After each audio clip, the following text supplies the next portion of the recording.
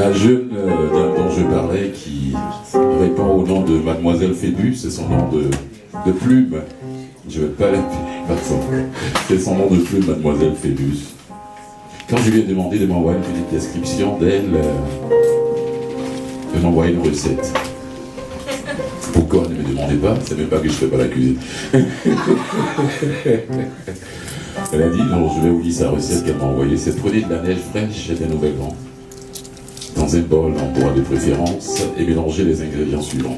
2 cloches, quelques marguerites blanches pour un cœur, ajoutez coquelicot pour diminuer la naïveté, du thé si vous la voulez calme, du sable blanc pour la faire rêver des Santorini, un masque de tragédie, des trous dans les poches, faites-lui l'ivresse qui vous plaira, elle aime de tout, un paquet de cigarettes avec un mot d'excuse au poumon, enrobez tout cela d'une musique de Jacques Brel ou Tom Waits, laissez sécher au soleil pour la roussir et vous aurez Mademoiselle Phébus qui est assise là. Mesdames et messieurs, je vous demande d'accueillir Mademoiselle Phébus, jeune relève d'un mourir sa découverte.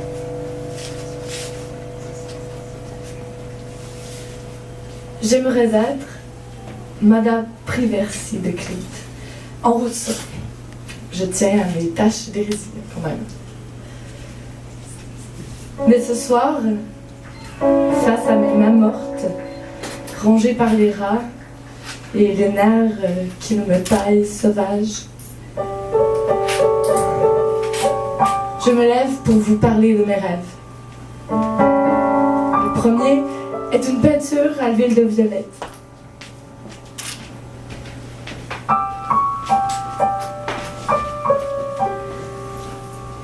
Au cœur des violettes, moment accoutumé aux farandoles et causeries de jeunes filles engourdies de pollen qui chatouillent l'herbe vaporeuse de leurs pieds nus. Elles seraient d'anciennes muses, alanguies de la beauté du monde, enivrées par l'odeur du ressac, des musiques dans l'air. Des nuages feuillus vibrent dans le vent et tressent des cheveux. Il y a l'instant du grillon à l'aube de la nuit chaude, et le vin et la jeunesse montent en effluve vers le ciel. Et puis vient la pluie avec l'envie de danser. Les doigts fins baignent les violettes et le muguet carillonne à l'heure de la rosée. C'est un bref rêve d'été, un songe peut-être, oui, avec ses fées et ses tiges blanches, éblouies des soleils d'éphémères. Oberon, c'est un rêve infini d'été qui m'entre dans les poumons, une odeur de forêt humide, grouillante, comme un temps d'olive et de terre cuite, une maison qui embaume la mer et ta main, qui respire lentement les saisons. C'est un bref rêve d'été, un bref air d'été qui m'enrêve la fièvre.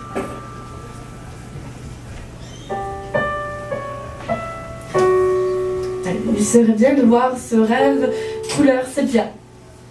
Il se nomme Judy G. First Star.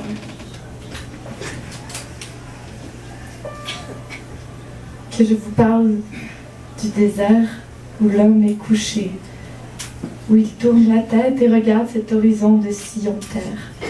Il sait qu'il foisonne d'idées à la légère. Que je vous parle du désert dont j'ai suivi le courant limpide en accueillant son odeur.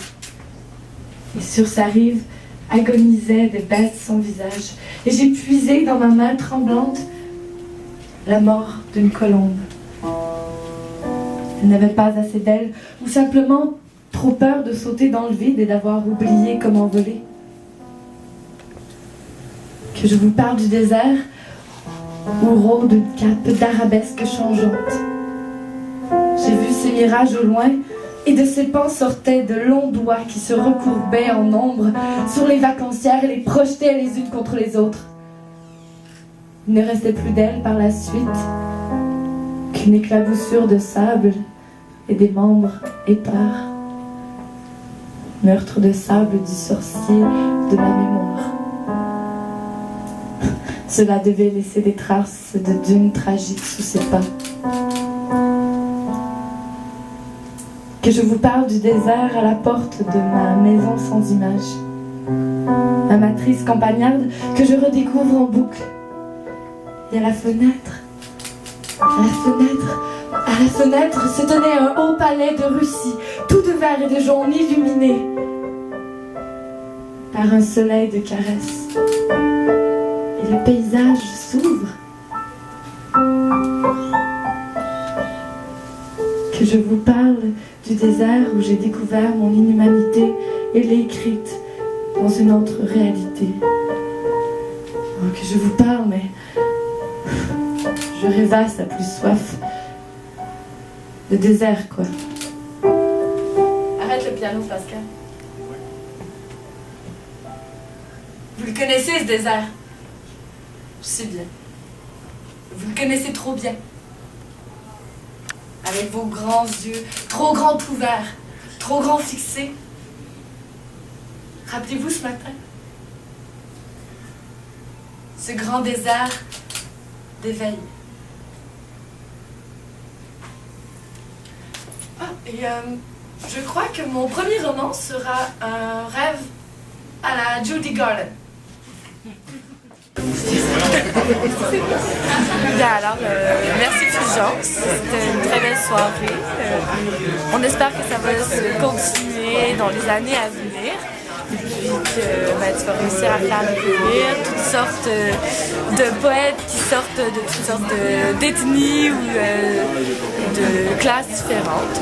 Et puis, bonne prochaine soirée.